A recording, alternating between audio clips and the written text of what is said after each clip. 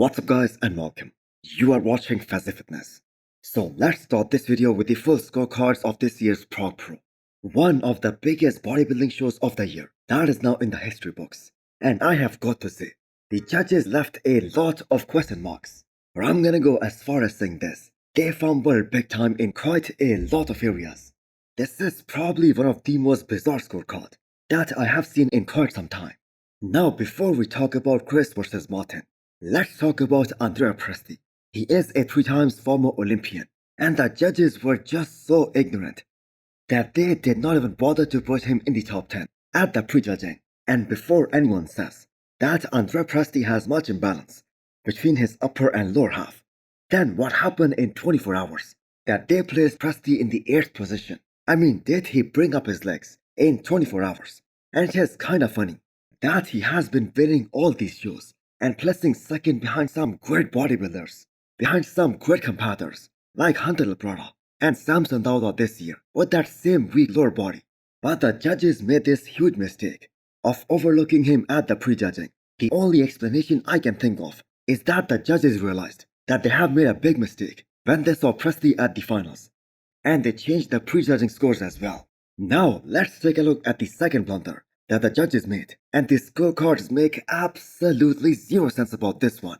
How will they explain that Harsamdi was clearly beating Matthias during the prejudging? Because as per the scorecards, Harsamdi should have been in the top 4 final call-out at the prejudging as well. But guess what? Matthias got compared with Chris Bumstead and the other 2 guys, despite being in 5th place after the prejudging.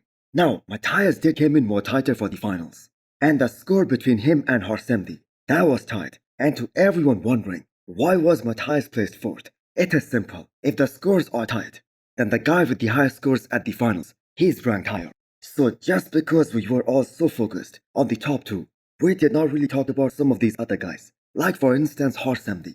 Now I personally think he looked phenomenal here. Although him giving reference of Dorian Yates and Heath in terms of not having a great back at the beginning of their pro careers, I don't think a lot of people are gonna agree with that. But Harsamdi was trying to make a point that eventually he's gonna turn his weakness into his strength, which is of course his back, more specifically his back double biceps. Now I do hope that it does happen, and let's acknowledge that Harsamdi looked extremely impressive here, especially from the front. His back also seemed to have improved, and there is no denying the fact that Harsamdi is absolutely huge. So there is still one more show to go before the pro season ends for this year, and Harsamdi has also committed to doing this upcoming Big Man weekend as well. So we saw a similar pattern with Harsamdi in Romania a week ago as well, where Harsamdi kinda faded from the prejudging to the finals. Now he was able to beat Emir at Romania prejudging, but he lost at the finals, and here we saw a similar pattern. So now let's talk about the biggest controversy, Cbum versus Martin. So it turns out all of us, including some of the biggest bodybuilding names in the world, in the open class, they were all wrong in saying that Chris Bumstead was leading after the prejudging, including myself, because Martin getting straight scores, both at the prejudging as well as at the finals, that made zero sense to me at least. But the judges made it very clear that the size will always rule in the men's open class, and even a Martin that was off, he wasn't as sharp, he wasn't as hot as he was at the Olympia this year. He was obviously not peaked right. He was sweating on the stage, and even that version of Martin that was able to beat Cbum, and that too in a very convincing manner. Now look, we all know Martin came back so much better at the finals. He 100% deserved that first place at the finals, but prejudging wasn't even close between Martin and Chris Bumstead, and even Martin himself admitted that he wasn't at his best. Now I do not agree with all of those robbery comments about Chris Bumstead. I mean, this was a men's open bodybuilding show, and it would have been a bad look on the judges if they just changed the judging criteria for this particular show. Just because the most famous bodybuilder on the earth, he was competing here. But I personally feel like Chris Bumstead outclassed Martin, especially at the prejudging.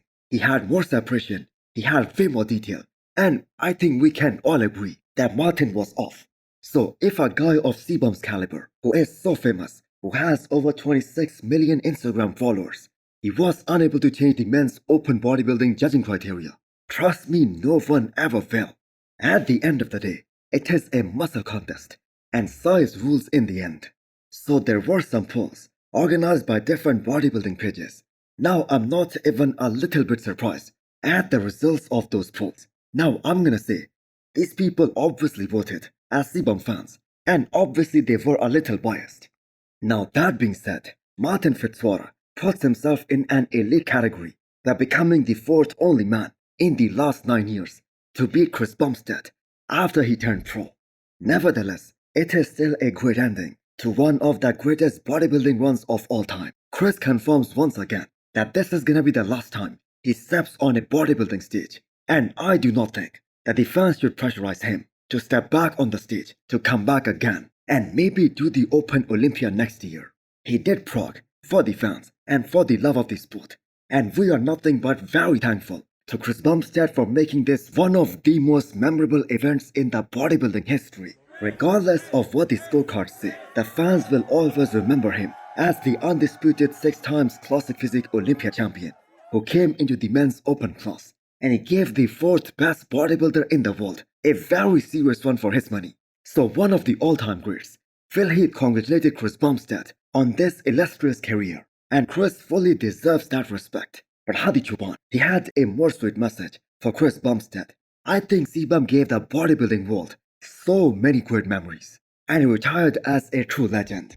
So how well did Cbum take this loss? Well, here is a video of him enjoying a sandwich with his coach and his family, one of many cheat meals to come. Lastly, the 3rd place finisher, Sean Carida. So Sean at the age of 42 proved to everyone that he has what it takes to beat so many open guys, solidifying the fact that he is a giant killer. So it is gonna be interesting to see how will Stefan and Sean attack this upcoming 2025 season, especially this upcoming off-season, because Sean isn't going anywhere and he is gonna be back next year at the Olympia for the 212 title. Now I would like to end this video with this great moment between Chris and Oskar Leschinski, his former rival in Classic Physique, congratulating Cbum on such a great career. So for Cbum, the amount of love and attention that he received here in Prague, that was bigger and better than any Olympia he has ever competed in. Now I do wanna hear your opinion about the whole judging thing for this entire show. Precisely, do you guys agree with Martin getting straight first place after the prejudging? And also hit the thumbs up button if you liked the video, and smash the subscribe button if you wanna come back for more. Thanks for watching.